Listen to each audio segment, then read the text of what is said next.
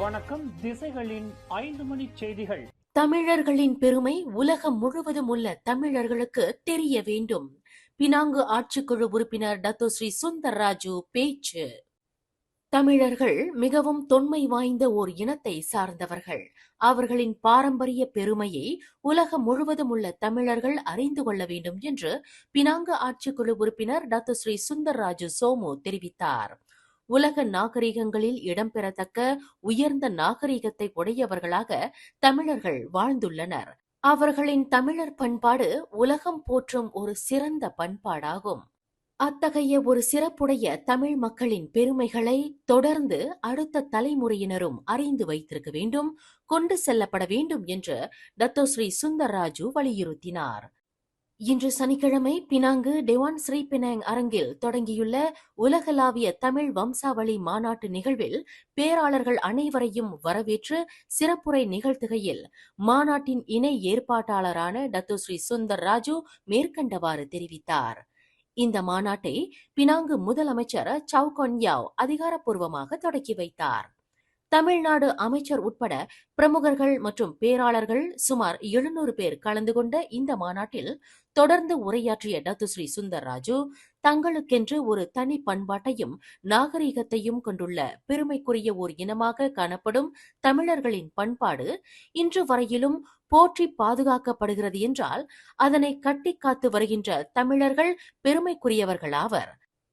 இந்த சிறப்பு தொடர்ந்து நிலைநிறுத்தப்பட வேண்டும் என்ற நோக்கிலேயே மாநாட்டின் இணை ஏற்பாட்டாளர் செல்வகுமாருடன் இணைந்து தமிழர்களின் பெருமைக்கு அணிகலன் சேர்க்கும் வகையில் முதல் முறையாக தமிழ்நாட்டுக்கு வெளியே மலேசியாவில் பினாங்கில் உலகளாவிய தமிழ் வம்சாவளி மாநாடு நடத்தப்படுவதாக டத்துஸ்ரீ சுந்தர்ராஜு குறிப்பிட்டார். கடந்த வருடம் ஜனவரி மாதம் 10ஆம் ஆண்டு கோத்தோ திருவிழா சென்னையில் நடந்தது. அன்றைக்கு நான் பினாங் மாநிலத்தின் பிரதிநிதியாக போயிருந்தேன். அன்றைக்கு ஐயா செல்வகுமார், அதாவது ஆர்கனைசர், என்னை கேட்டிருந்தார். 11ஆவது கோட்டோ தமிழ்நாட்டுக்கு வெளியில் செய்யணும் அப்படின்னு ஆசைப்படுறேன் அப்படின்னாரு. தமிழ்நாட்டுக்கு வெளியிலனா மலேசியாவில் இப்போ நான் பிரதிநிதியாக போனதுனால, மலேசியாவில் என்ன ஒரு மகத்துவம்னாக்க பினாங்கில் தான் தமிழ் சரித்திரமே ஆரம்பிச்சது. ஆள வந்ததும் இங்கேவே, வாழ வந்ததும் இங்கே தான் நடந்தது. ஆள வந்த அன்றைக்கு ராஜராஜ சோழன் ஆள வந்த சரித்திரமும் இங்கே தான் நடந்தது. நம்ம மாதிரி வாழ வந்த இனமும் இங்கே தான் கப்பலில் இறங்கணும். அதனால் பினாங் மாநிலத்தில் ரொம்ப சரித்திரம் இருக்கிறதுனால, தமிழ் சரித்திரம் இருக்கிறதுனால இங்கே தான் நடத்தணும் அப்படின்னு ஒரு முடிவு பண்ணி இன்றைக்கி செஞ்சேன். முதலமைச்சர்கிட்ட அனுமதி கேட்டேன். எல்லாம் செய்யுங்க, நான் உங்களுக்கு ஃபுல் சப்போர்ட் கொடுக்குறேன்னாரு. இன்றைய நிகழ்ச்சி நல்லபடியாக நடக்குது. ரொம்ப சந்தோஷமாக இருக்குது. இன்றைக்கு கடா மாநிலத்திலேருந்து ஜோஹர் மாநிலம் வரைக்கும் நிறைய பேர் வந்திருக்காங்க. ரொம்ப சந்தோஷமாக இருக்குது. அவன் அமைச்சர் சொன்னார், நல்லா நடந்ததுன்னா மீண்டும் அடுத்த வருஷம் உங்கள் செய்ய கன்சிடர் பண்ணுறேன்னாரு. இந்த மாநாடு சிறப்பாக நடைபெறுவதற்கு தமது ஆதரவை நல்கிய பினாங்கு முதலமைச்சர் சவ் கொன் யாவ், பலிதா உணவக உரிமையாளர் தான்ஸ்ரீ ரமேஷ், டத்தோ ராஜேந்திரன் உட்பட இன்னும் பல பேருக்கு டத்தோஸ்ரீ சுந்தர்ராஜு தமது உரையில் நன்றியை தெரிவித்துக் கொண்டார். முன்னாள் பிரதமர் டத்தோஸ்ரீ நஜீப் ரசாக்கிற்கு ஆதரவு தெரிவிக்கும் பேரணி நடத்தப்படுவதற்கு அனுமதி இல்லை என்று போலீஸ் துறை அறிவித்துள்ளது. புத்ராஜயா நீதித்துறை கட்டடத்திற்கு வெளியே நடத்துவதற்கு ஏற்பாடு செய்யப்பட்டுள்ளதாக கூறப்படும் இந்த பேரணி குறித்து அதன் ஏற்பாட்டாளர்களிடம் இவ்விவகாரம் தெரிவிக்கப்பட்டுவிட்டதாக புத்ராஜயா மாவட்ட போலீஸ் தலைவர் ஏசிபி ஐடி ஷா முகமது தெரிவித்தார். ஆதரவு பேரணி நடத்துவதற்கு அனுமதி கேட்டு அதன் ஏற்பாட்டாளர்கள் கடந்த டிசம்பர் 31 விண்ணப்பத்தை சமர்ப்பித்திருந்தனர். ஆனால் அந்த விண்ணப்பம் போலீஸ் துறையின் கோரிக்கையை நிறைவு செய்யும் வகையில் இல்லை என்று அவர் விளக்கினார். நாளை மறுநாள் ஜனவரி 6ஆம் தேதி ஏற்பாடு செய்யப்பட்டுள்ள முன்னாள் பிரதமர் டத்துஸ்ரீ நஜீப் ரசாக்கிற்கு ஆதரவு தெரிவிக்கும் பேரணி ஒற்றுமை அரசாங்கத்திற்கு பாதிப்பை ஏற்படுத்தாது என்று மாயிகா தேசிய தலைவர் தான்ஸ்ரீ எஸ். விக்னேஸ்வரன் தெரிவித்துள்ளார்.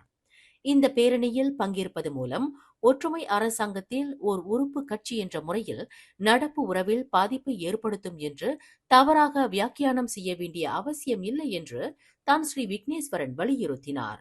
இது சில தரப்பினரால் பரப்பிவிடப்படும் தவறான வியாக்கியானமாகும் என்று தான்ஸ்ரீ விக்னேஸ்வரன் தெளிவுபடுத்தினார். டத்துஸ்ரீ நஜீப் ஒரு காலத்தில் பரிசா நேஷனலுக்கு தலைமையேற்று நாட்டை வழிநடத்திய ஒரு தலைவர் ஆவார். அது மட்டுமின்றி நீண்ட காலம் நாட்டிற்காக சேவையாற்றியவர். பிரதமராக டத்துஸ்ரீ நஜீப் நாட்டிற்கு தலைமையேற்று நிறைய பங்களிப்பை வழங்கியுள்ளார். அவரின் சேவை நினைவு கூறப்படுவதற்கும் அவருக்கு தார்மீக ஆதரவு நல்குவதற்கும் இந்த பேரணியில் கலந்து கொள்வது மூலம் ஒற்றுமை அரசாங்கத்திற்கு பாதிப்பை ஏற்படுத்தும் என்று தவறாக வியாக்கியானம் செய்ய வேண்டிய அவசியம் இல்லை என்று தான் ஸ்ரீ விக்னேஸ்வரன் விளக்கினார்.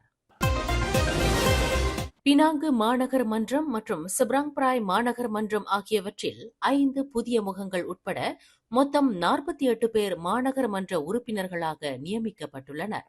பினாங்கு மாநகர் மன்றத்திற்கும் சிப்ராங்பிராய் மாநகர் மன்றத்திற்கும் தலா 24 பேர் நியமிக்கப்பட்டுள்ளனர்.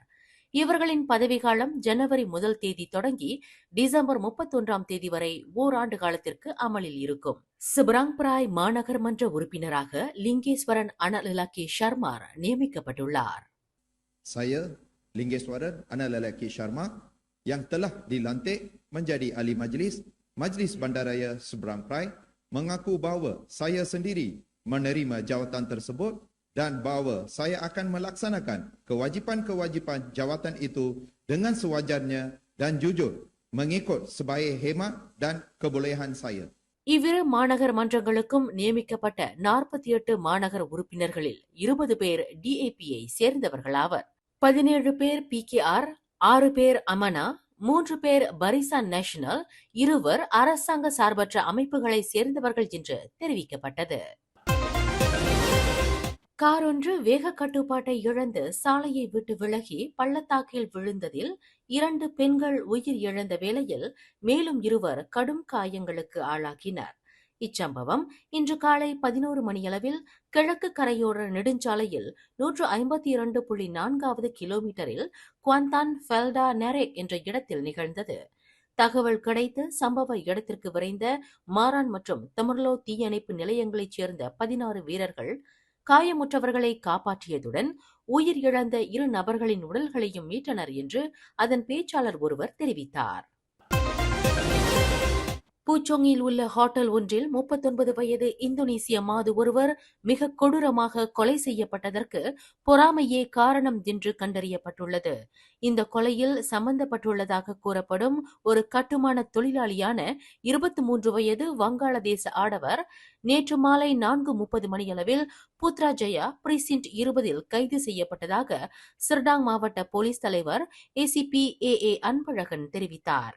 கடந்த செவ்வாய்க்கிழமை இரவு 10:15 மணியளவில் ஹோட்டலில் சுயநினைவின்றி இரத்த வெள்ளத்தில் மாது கிடப்பதாக உள்ளூர் ஆடவரிடம் இருந்து கிடைக்கப்பெற்ற தகவலை தொடர்ந்து சம்பவ இடத்திற்கு போலீசார் விரைந்ததாக அன்பழகன் குறிப்பிட்டார்.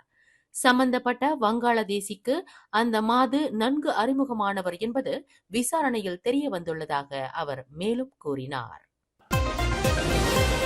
கனரக வாகன சோதனைக்கு புஷ்பாகாமிற்கு லஞ்சம் கொடுத்தது தொடர்பில் ஆடவர் ஒருவர் கைது செய்யப்பட்டுள்ளார். மஜிஸ்ட்ரேட் ஜோன் தான் முன்னிலையில் நிறுத்தப்பட்ட அந்த நபரை வரும் வெள்ளிக்கிழமை வரை தடுத்து வைக்கப்படுவதற்கு நீதிமன்ற ஆணையை மலேசிய ஊழல் தடுப்பு ஆணையமான SPRM பெற்றுள்ளது. கனரக வாகன சோதனையின் போது அந்த நபர் அதிகாரிக்கு லஞ்சம் கொடுக்க முற்பட்டுள்ளார். பின்னர் அந்த நபர் சாலை போக்குவரத்து இலாகாவினால் தடுத்து வைக்கப்பட்டு SPRM-இடம் ஒப்படைக்கப்பட்டதாக அந்த ஆணையம் இன்று வெளியிட்டுள்ள ஓர் அறிக்கையில் தெரிவித்துள்ளது. மேலும் செய்திகளை தெரிந்து கொள்ள கீழே இருக்கும் பெல் பட்டனை அழுத்துங்கள். உங்கள் மகிழ்ச்சியை வெளிப்படுத்த லைக் மற்றும் ஷேர் செய்யுங்கள். தொடர்ந்து திசைகளோடு இணைந்திருக்க சப்ஸ்கிரைப் செய்யுங்கள்.